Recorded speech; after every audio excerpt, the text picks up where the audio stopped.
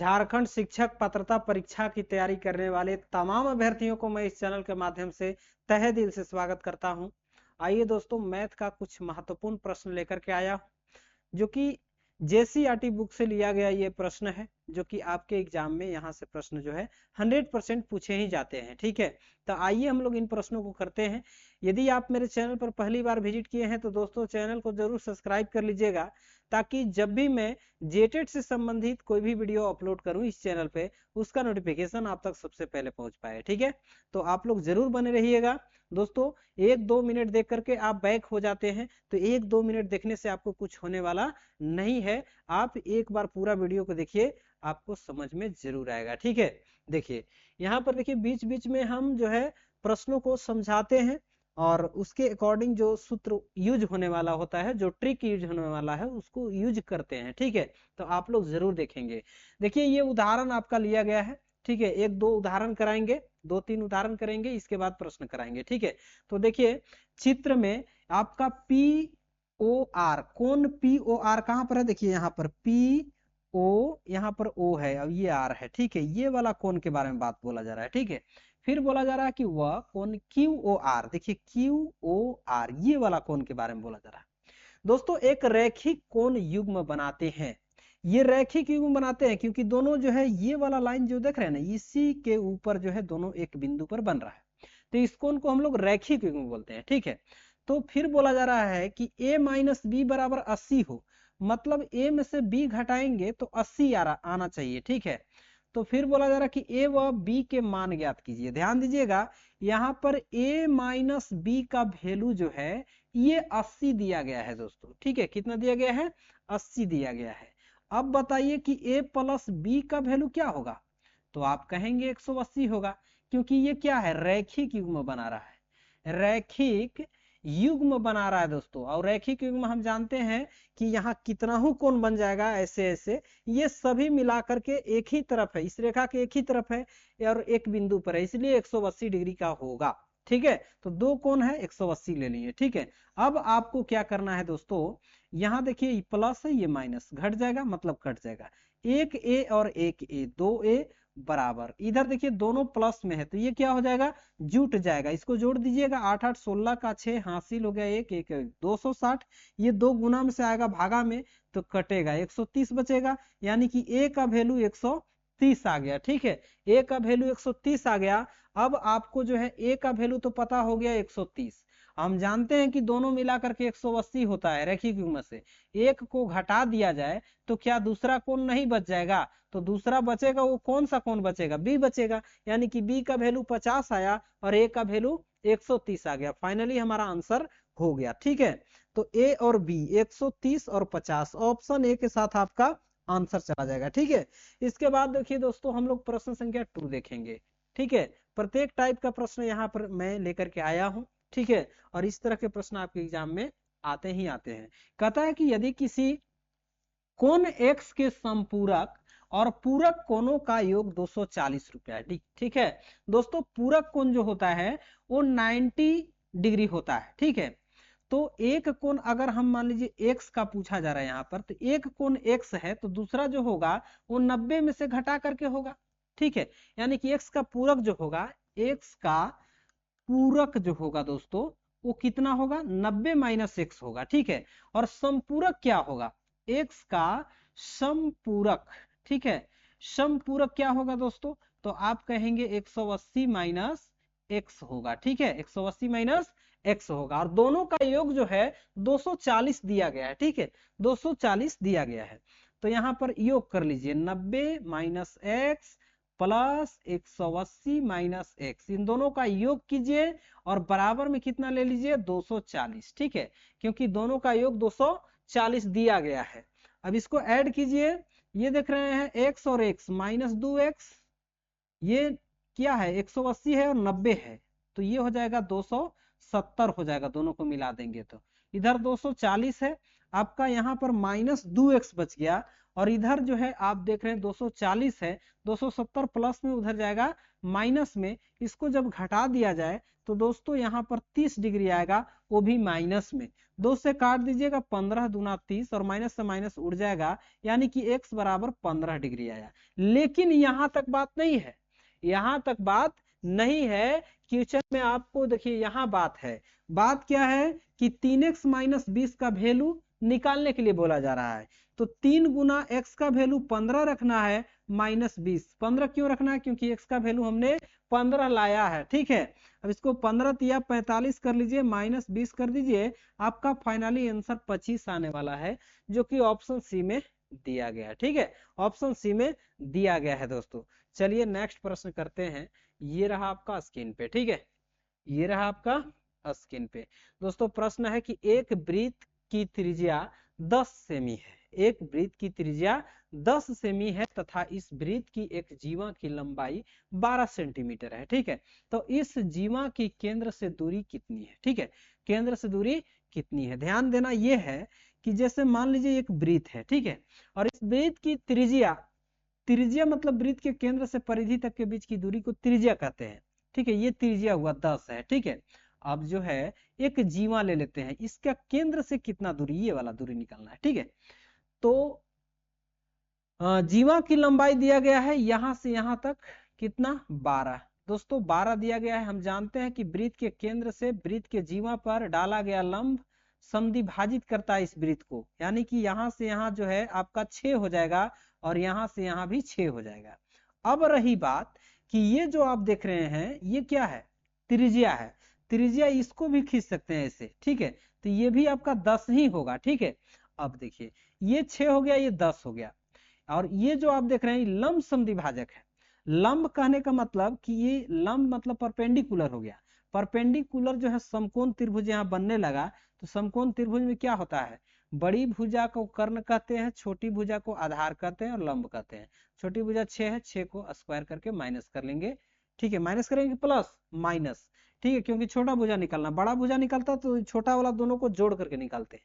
तो यहाँ पर ऐड माइनस कर लीजिएगा, 10 दहा के 100, इसको 6 छके 36, माइनस कीजिएगा 64 आएगा, और 64 के वर्गमूल 8 सेमी होगा। क्या होगा, 8 सेमी होगा, यानी कि वृत्त के केंद्र से जीवा की दूरी जो होगा वो 8 सेंटीमीटर होगा, ठीक है, जो कि ऑप्शन डी में दिया गया है दोस्तों, ठीक है। मैं उम्मीद करता हूं कि आप अच्छे से समझ गए होंगे।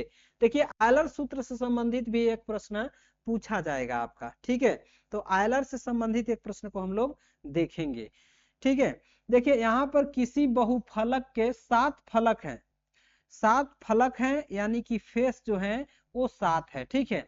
10 शीर्ष है, verticals v is equal to 10 है, ठीक है। अब देखिए इस बहुफलक के किनारे कितने, किनारे मतलब एड्स कितने हैं, पार्ट। आयलर सूत्र आपको पता होना चाहिए। आयलर सूत्र जो है ये 8 क्लास में आपको पढ़ने के लिए मिलता है, ठीक है। तो इसके लिए सूत्र जो है F plus V is equal to E minus 2 होता है, ठीक है। माइनस होता है प्लस प्लस, ठीक है। अब देखिए भी कितना है आपका, सॉरी एफ कितना है, तो एफ जो है आपका 7 है, प्लस भी कितना है 10 है, बराबर ई कितना है, ई नहीं पता है, ठीक है, प्लस 2 है। अब इसको क्या कीजिए, ऐड कर दीजिए, 10 और 7 17, इधर 2 है प्लस में, इधर आएगा माइनस में, बराबर इधर ई रह गया, ठीक है। इसको घटा दीजिएगा 15, 15 बराबर ई, मतलब ई का जो वैल्यू आएगा वो 15 आएगा दोस्तों, ई का वैल्यू 15 आएगा। तो मैं उम्मीद करता हूं कि आप समझ गए होंगे। 15 जो है ऑप्शन नंबर ए में दिया गया है, ऑप्शन ए आपका करेक्ट रहेगा, ठीक है। इसके बाद देखिए प्रश्न नेक्स्ट, ये रहा आपका स्क्रीन पे दोस्तों, यहाँ से आपका प्रश्न स्टार्ट होता है, थोड़ा सा गौर फरमाइएगा, ठीक है। देखिए ये क्या है, एक रेखा है, और इस रेखा के एक बिंदु पर एक ही तरफ ये जितने भी कोण बन रहे हैं रैखिक युग्म से 180 डिग्री का होता है, ठीक है। क्या से होता है, तो ये रैखिक युग्म, रैखिक युग्म से 180 डिग्री होगा, यानी कि x plus 2x plus 3x बराबर में 180 डिग्री, ठीक है, बराबर में 180 डिग्री। दोस्तों यहाँ पर ऐड कीजिए, 3 2 5 5 1 6x बराबर में 180, 6 3 के 18 30, यानी कि x का जो वैल्यू आएगा वो 30 डिग्री आएगा, ठीक है। लेकिन आपसे क्या पूछा जा रहा था, x का ही वैल्यू तो पूछा जा रहा था, तो 30 डिग्री ऑप्शन बी में आपको दिया गया है, ठीक है। ऑप्शन बी करेक्ट होगा। इसके बाद देखिए प्रश्न नेक्स्ट, ये रहा आपका दोस्तों, प्रश्न है कि 60 डिग्री के समपूरक एवं कोटि पूरक कोणों का अंतर क्या होगा, ठीक है। कोटि पूरक कोणों का अंतर क्या होगा, कोटि पूरक मतलब वही पूरक हुआ, ठीक है। तो दोस्तों यहाँ पर 60 का अगर हम लोग समपूरक निकालें, समपूरक, ठीक है, तो 60 का समपूरक अगर हम लोग निकालें तो क्या होगा, समपूरक जो है 180 का होता है, 60 इसमें से माइनस करेंगे 120 डिग्री आ गया। समपूरक कितना 60 का आ गया, 120 आ गया। अब कोटि पूरक अगर हम लोग निकाल लें 60 का, तो कोटि पूरक 90 का होता है, 90 में से 60 घटाएंगे 30 आएगा, ठीक है। दोनों का अंतर मतलब 120 माइनस 30 का अंतर, कोटि पूरक और समपूरक का अंतर निकालेंगे तो दोस्तों जो फाइनली आंसर आएगा वो 90 डिग्री का आएगा। 120 में से 30 घटाएगा 90 डिग्री, ऑप्शन सी करेक्ट हो जाएगा, ठीक है। तो इस तरह से आपको पता करना है। चलिए प्रश्न करते हैं नेक्स्ट, ये रहा आपका नेक्स्ट प्रश्न। दोस्तों प्रश्न है कि दो समपूरक कोणों की माप ये वाला और ये वाला है, ठीक है। तब कहता है कि 3a का मान ज्ञात कीजिए। ये क्या है, दो समपूरक कोण है, समपूरक कोणों का योग 180 डिग्री होता है, तो मतलब 2a प्लस बी और एक दिया गया है 3a माइनस बी, और दोनों का योग जो है वो होता है समपूरक 180, ठीक है। कितना होता है, 180 होता है, इसको भी याद रखिएगा। अब इसको ऐड कीजिएगा तो 2a plus B plus 3a minus B बराबर 180, 2 और 3 5a, ठीक है, 2 और 3 5a, और ये प्लस माइनस कट जाएगा b से भी, ठीक है। और 5a बराबर हो गया 180, तो a का वैल्यू जो है 180 बटे 5 हो गया, और 5 से काट दीजिएगा, 5 तिया 15, ठीक है, बचेगा 3, तो 5 छक्के 30, यानी कि a का जो वैल्यू आएगा वो 36 डिग्री आएगा। कितना आएगा, 36 डिग्री। तो आपका 3a का वैल्यू निकालना है दोस्तों। 3a का मतलब क्या होता है, 3 गुने ए 36, ठीक है। इसको गुना कर दीजिए, 76 18 3 3 9 1 10, यानी कि 108 डिग्री जो होगा यही आपका फाइनली आंसर होगा। ऑप्शन बी करेक्ट हो जाएगा, ठीक है, ऑप्शन बी करेक्ट हो जाएगा। इसके बाद दोस्तों देखेंगे हम लोग क्वेश्चन नेक्स्ट, ये रहा आपका स्क्रीन पे। प्रश्न कहता है कि चित्र के आधार पर x डिग्री का मान निकालिए, यानी कि ये बाहरी वाला कोण है, ठीक है। इसको दो एंगल से हम लोग निकाल सकते हैं, दो तरीके से निकाल सकते हैं। वो तरीका क्या होगा, किसी भी त्रिभुज के एक बाह्य कोण जो है निकालना है, तो त्रिभुज के दो अंतः कोणों के योग के बराबर होता है, दो सम्मुख अंतः कोणों के योग के बराबर। यानी कि x डिग्री का वैल्यू ऐसे भी निकाला जा सकता है, 80 प्लस 45 बराबर यहाँ पर हो जाएगा 125। ये करेक्ट आंसर रहेगा ऑप्शन डी के साथ, ठीक है। लेकिन दोस्तों इसको ऐसे भी लगाया जा सकता है, किसी भी त्रिभुज के तीनों कोणों का जो 180 डिग्री होता है, तो ये दोनों मिला के 125 है, 180 में से 125 घटाइएगा, ये 55 डिग्री आ गया, ठीक है। लेकिन यहाँ पर हमको x निकालना, ये अंदर ला नहीं बाहर वाला, तो हम जानते हैं कि ये रेखा है और इस रेखा पर ये दोनों कोण बन रहा है, तो रैखिक युग्म बना रहा है। तो रैखिक युग्म का मतलब होता है कि दोनों मिलाकर के 180 होगा, ठीक है। तो x का वैल्यू जो होगा 180 में से 55 उधर जाके घटेगा, तो दोस्तों 125 डिग्री आपका करेक्ट आंसर आ जाएगा। तो आप जो भी तरीका आपको अच्छा लगता है उस तरीके से आप प्रश्न को एग्जाम में लगाइएगा, कोई दिक्कत नहीं है, ठीक है। चलिए देखते हैं, एक और प्रश्न है, कहता है कि किसी त्रिभुज, एक मिनट, चलिए ये रहा प्रश्न आपका। और प्रश्न है कि किसी त्रिभुज के तीनों कोणों का अनुपात 3:5:4 के अनुपात में है तथा सबसे बड़ा कोण x है, तब 4x + 9 का मान ज्ञात कीजिए, ठीक है। ध्यान दीजिएगा, सबसे बड़ा कोण x है, ठीक ना, यानी कि 3x अनुपात 5x अनुपात 4x, सब में x लगा लिए, अनुपात में लगा लिए, ठीक है।